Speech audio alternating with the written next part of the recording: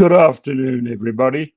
As you can see, being caught again, power has gone off and was scheduled to go off an hour later, but in their wisdom, they decided to switch it off an hour early. So we'll just mess around with this limited light and we'll go straight into the videos. People can argue why this should be necessary until the day that something goes wrong. Maybe in 90% or more of cases, nothing happens and you would justify your point of view. But what about the balance? Even if the chances of that being 1% or even less, we must never forget the reality that we all only have one life. And if and when an occasion arises where you fall into that group of even less than 1%, in the last few hours, minutes and seconds of your life, you will vividly remember this day, this webinar. If only you would have listened to the advice. Did I ever do this? To be brutally honest, no, I did not. As is the case with most of us, we're confident that we fall in the majority and have no need to disrupt and intrude in a friend's life. That is, not until it happens. Take it or leave it. That's your call.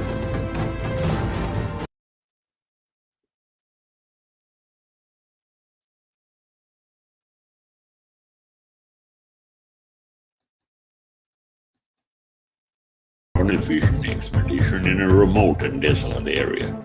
They traveled for 3 days in Peter's SUV and had hired a small boat from a local fisherman after spending the night in a local B&B. Early on the morning of the 7th day of their adventure, the boat drifted quietly through the village, settling against a tree in the water at the southern end of the village. The fisherman rushed out to the boat, only to find it completely empty without any trace of Peter and Tony. He rushed back to his home and called Peter's wife, Tricia. I phoned about your husband. Hello. Yes, hello, I can hear you. Your husband hired a boat from me, and now the boat has drifted back to my village, but it's empty. I think your husband is lost. Hello, is this the police? Oh, sorry, ma'am, no speaking English. Search and rescue, I am counting on your support. You've got to help me. We're so sorry, madam, but we cannot institute a search and rescue if you cannot provide us with more information about where they are or where they were going.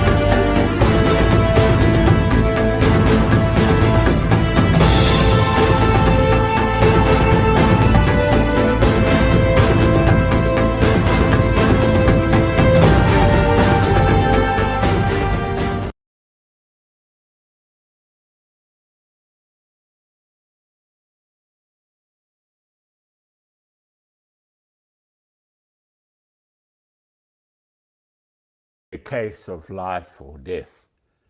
But believe me that when the pawpaw hits the fan and you run into a problem where you need the help and support of someone back home, you will thank me for encouraging you to nominate such a person. Such a person needs to have most, if not all, the qualities described more fully further on in this webinar, and the points covered are to be viewed as a guide and not necessarily the only qualities, which could vary to some extent depending on your particular circumstances. I think it's important that the person you nominate is indeed a close friend, one who not only knows you well, but preferably someone who is acquainted with your entire family. It can most certainly even be an immediate family member, but whoever you nominate should be practical, not emotional, and be cool-headed. A person who you know who is analytic in his nature and not prone to panic and the making of rash decisions taken on the spur of the moment, without thinking through the situation thoroughly before making a call. This would not be a prerequisite, but rather a bonus. If such person has the knowledge and experience of operating in the conditions you will be facing on your adventure, especially if such experience was gained at the destination you will be visiting. This quality probably speaks for itself and may not be worthy of special mention.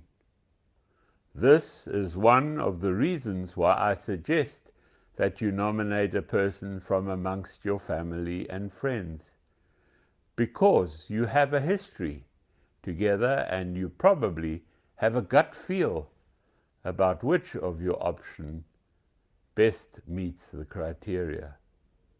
When you experience a problem, you have to be confident that the person you nominate will be there for you and that he has the ability, the knowledge, and experience to best help you in a situation you find yourself in. Especially in cases of a serious nature, which endangers or threatens your lives, the person you nominate should be the best person you know who would break bad news to family and friends in a compassionate manner. It should be a person who conducts himself in an exemplary manner, and preferably a person who is religious and can pray for the family and friends while being supportive and comforting during a period of concern and uncertainty, especially in the case of serious injury or loss of life. Please be careful not to nominate a person who is prone to panic in any sort of situation. It is not a question that they do not wish to help and support you. It is just unfortunate that their emotions get the better of them, as a result of which decisions they make are likely to be erratic and spur of the moment, when desperation, frustration, and helplessness overpowers them. The person you nominate should possess skills that may possibly need to apply to assist you with your situation. The person must be a person of the world with a broad knowledge, ideally including adventure travel.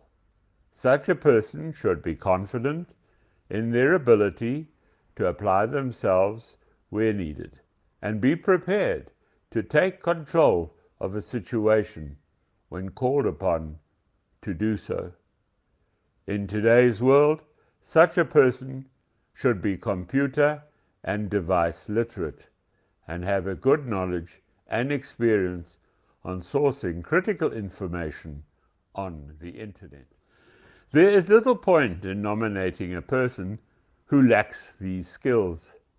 They must be confident in identifying and analyzing your location and how to find suitable people in your vicinity who can come to your aid and assistance.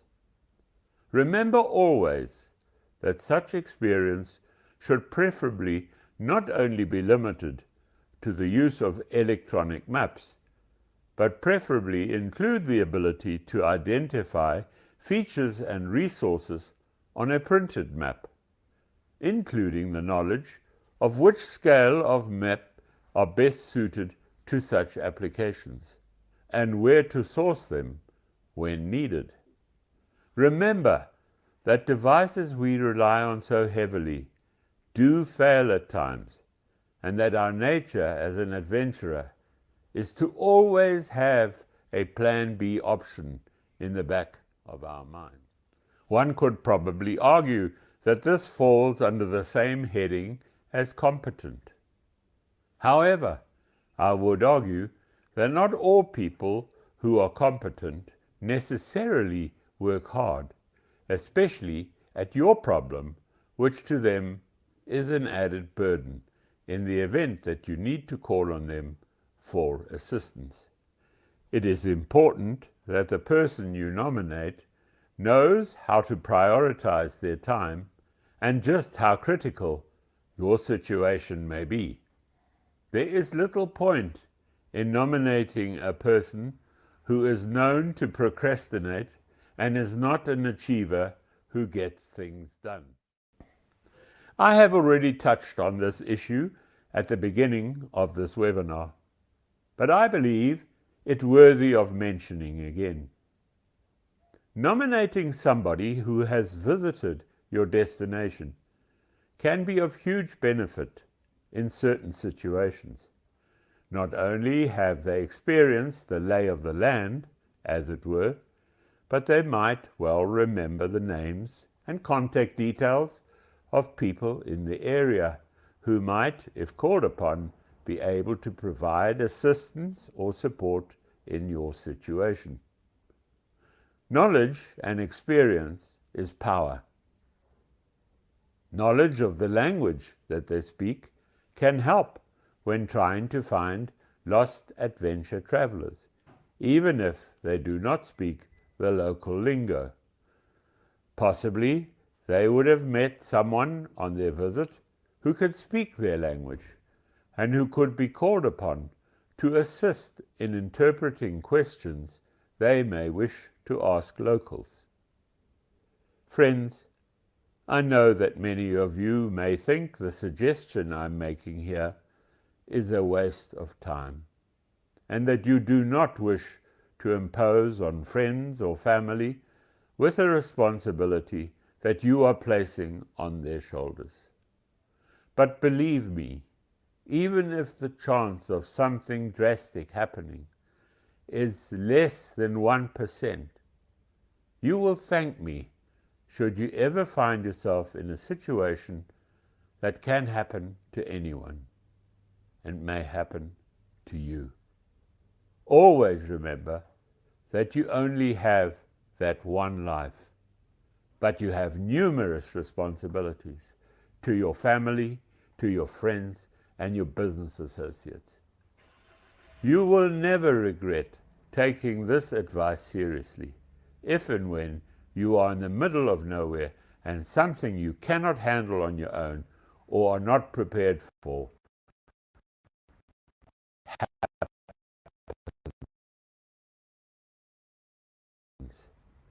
Your life, your future is in your hands.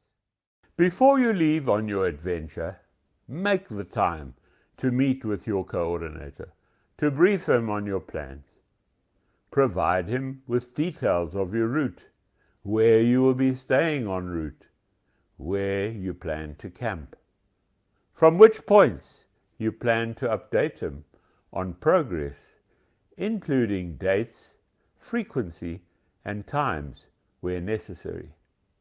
It is important to identify all points where you are likely to have communication options, and to update your coordinator daily if possible, with the location, progress, and intentions where plans are changed for whatever reason.